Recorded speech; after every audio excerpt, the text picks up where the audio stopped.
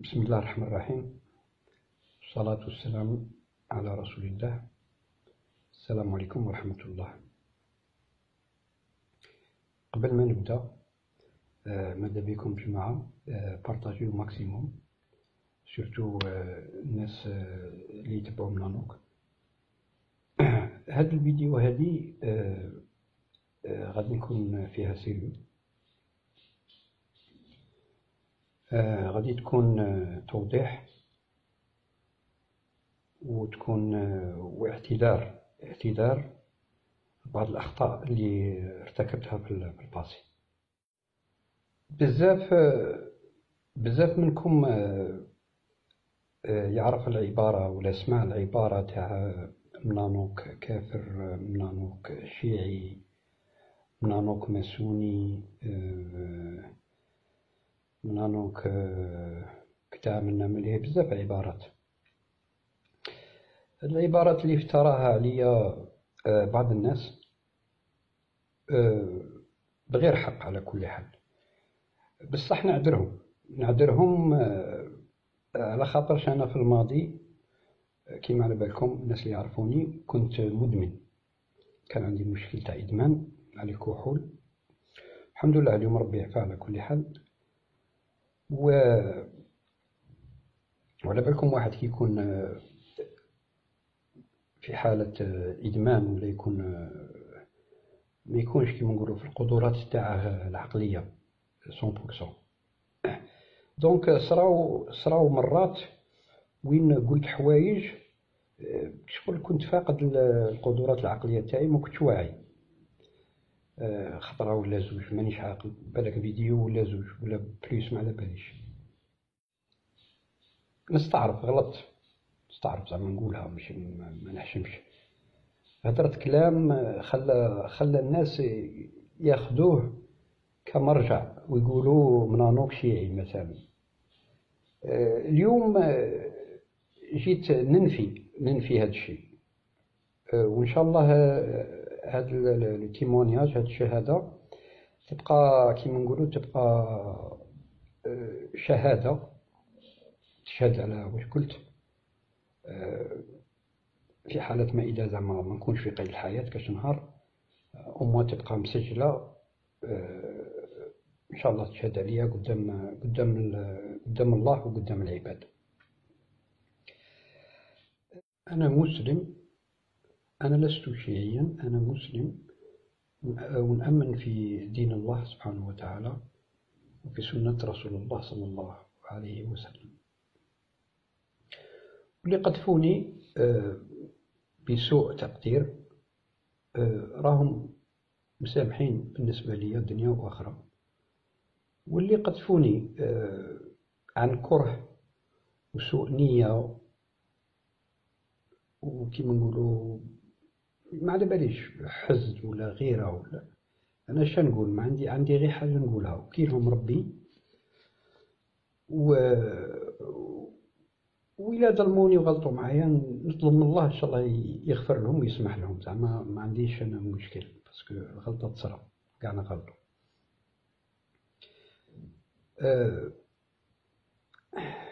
هاد الشيء هذا يا جماعة سنوات أثر عليا، ضرني بزاف، عرقل لي بزاف الأمور. هاد الخطرة هاد القذف هذا اللي راه متبعني عندها سنوات الآن، اثر لي على حياتي. وصل خطرات وصلت حتى كان فيه اعتداء جسدي عليا. دونك خواسيو باش تفهموا لا سيتواسيون ماهيش حاجة سهلة. للأسف واحد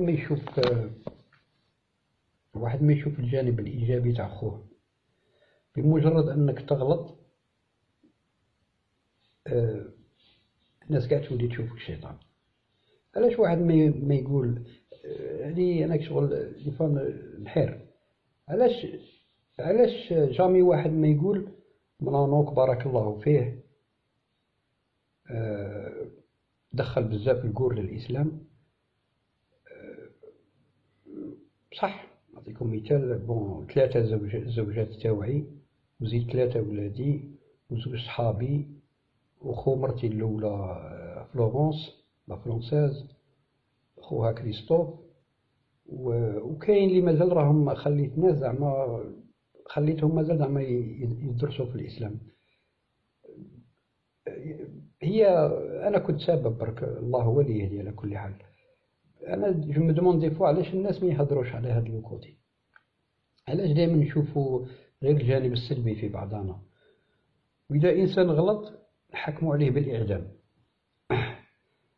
وي صاي كي شغل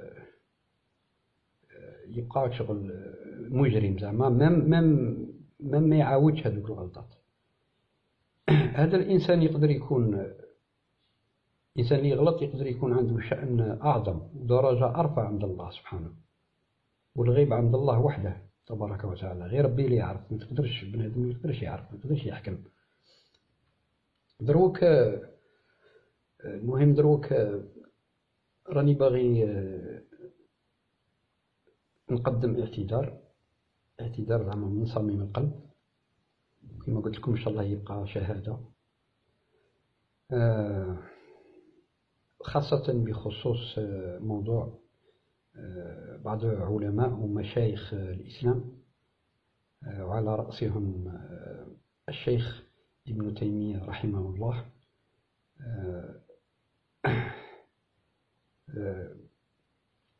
ما كنتش زعما نعترف، أنا كنت نعرف غير حاجة، كنت نعرف حاجة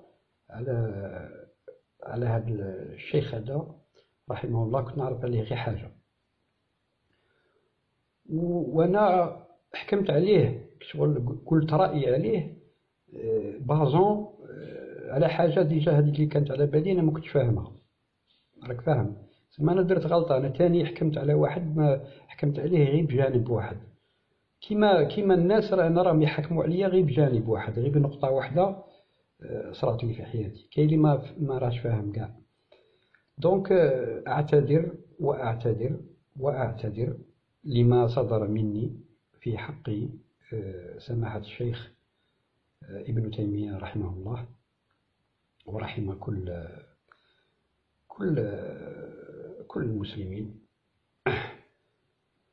وش بغيت نزيد؟ نعتذر على هذه باسكو أنا في الحقيقة كما اللي يعرفني مليح، أنا بنادم نستعمل العقل بزاف، نستعمل عقلي في كلش. وبعد ما قمت ببحث مطول سقسيت على كل حال، كاين بعض الإخوة ملتزمين بصفة خاصة وجهوني، أشكرهم بارك الله فيهم على كل حال، فهموني سيرتان شوز ما كانش على بالي بهم على كل حال.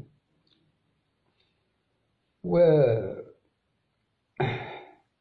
البحث كما قلت لكم اقتنعت باللي الحاجة المهمة اللي اقتنعت بها هي الدين يؤخذ بالنقل عن العلماء وليس بالنقل. علاش؟ باسكو حنايا الإنسان مهما نقولوا يجتهد، مهما يقرأ، مهما يبحث في الدين، ما يقدرش يوصل للمرتبة تاع هاد الناس، هاد الشيوخ هادو اللي فناو حياتهم باش يعرفوا الدين وباش يفهموا الدين ويوصلوه لدي جينيراسيون اللي جاو موراهم. دونك هذه حاجة نورمالمون كيما نقولوا حنايا لا جدال لا نقاش فيها. الدين حنايا كمسلمين النقل يسبق العقل. علاش؟ باسكو العلماء هذوك ما تقدرش تشكك في حياتهم وفي النية تاعهم كيما نقولوا حنايا في الانتيغريتي تاعهم اون طونك مسلمين. دونك هذه بغيت نوضحها، وان شاء الله تبقى شاهدة على واش قلت هذا الفيديو. واش كنت رايح نزيد تاني؟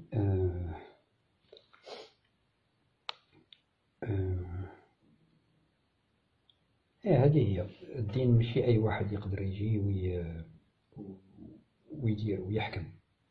هذا دين ليس بالأمر الهين كما يقولوا. ومن هذا المنطلق وعن قناعة تامة ديسيديت أبري تخمام زعما سيريو، ديسيديت باش نتوب كاع على الشيء، أتوب على كل ما صدر مني من أخطاء في الماضي، نطلب ربي يغفر لي ويعلمني ويهديني ويهدينا كاع ويغفر لنا كاع. واش نزيد تاني؟ صدر نتمنى باش هذا الكلام هذا اللي مؤخرا تداولوه الناس، بعض الناس في تعليقات ولا في منشورات، والله غفور رحيم على كل حال وشديد العقاب على بالي. وانايا راني باغي نتمني باش نتمني الغفران، المغفرة. مانيش باغي عقاب الله وغضبه. الله يبعدنا على هذا الشيء.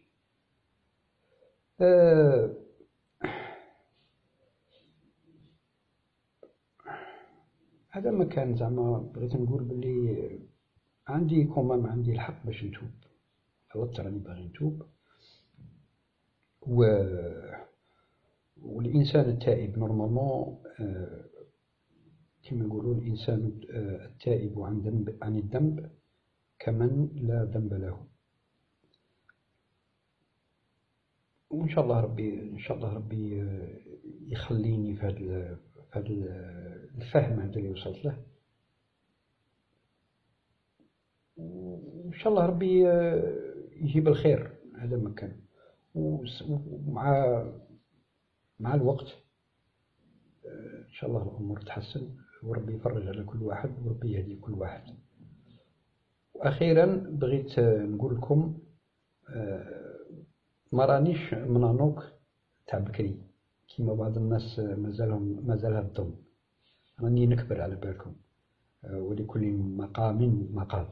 واحد كي يكبر يسي باش يكون كبير أو ما يكون كبير على الأقل. وفي هذا الوقت الحاضر هذا عندي هدف واحد في الدنيا، هو إعادة لم شمل عائلتي إن شاء الله من جديد، اللي ما شفتهاش منذ تقريبا 5 سنوات، من 2016 راني نحارب عليها العائلة هذه باش نلم الشمل تاعها. الحمد لله على كل حال اللي قدرت نخرج من دائرة الإدمان، وراني نحاول ندير خطوات للأمام إن شاء الله في حدود واش نقدر ندير على كل حال حتى يفرج ربي. ونطلب منكم يا جماعة ما تحكموش على الناس من الأخطاء تاعهم ولا من الحوايج اللي ما يعجبوكمش فيهم، على خاطرش ربي سبحانه هو أدرى بما تخفيه الصدور وما تخفيه القلوب. اليوم للأسف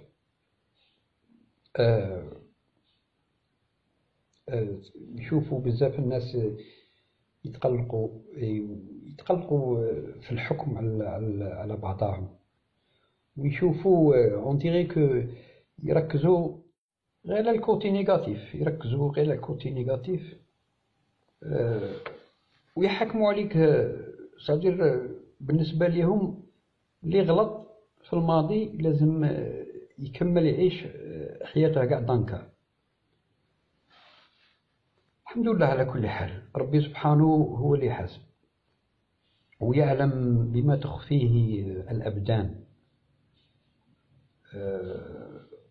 وهو رب العالمين وهو الغفور الرحيم.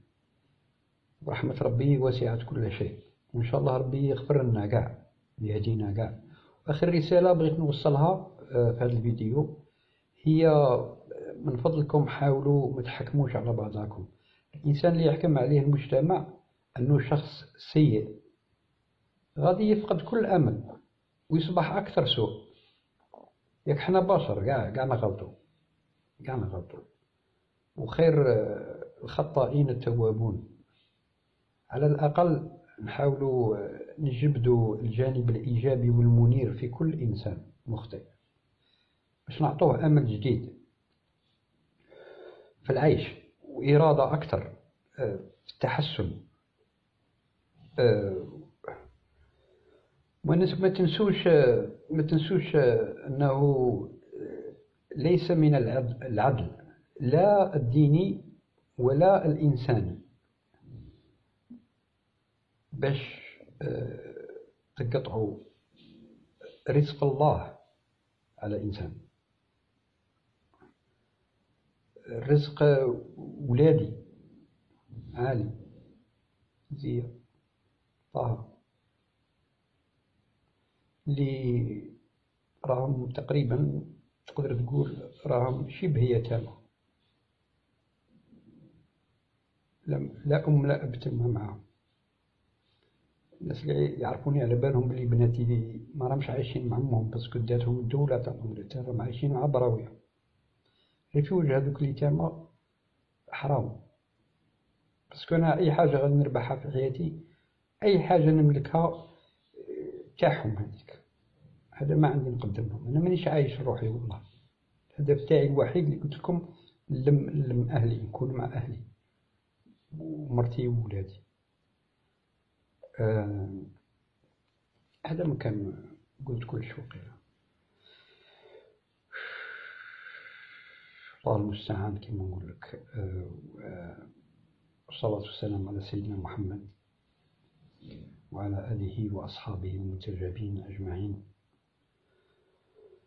والسلام عليكم ورحمة الله تعالى وبركاته.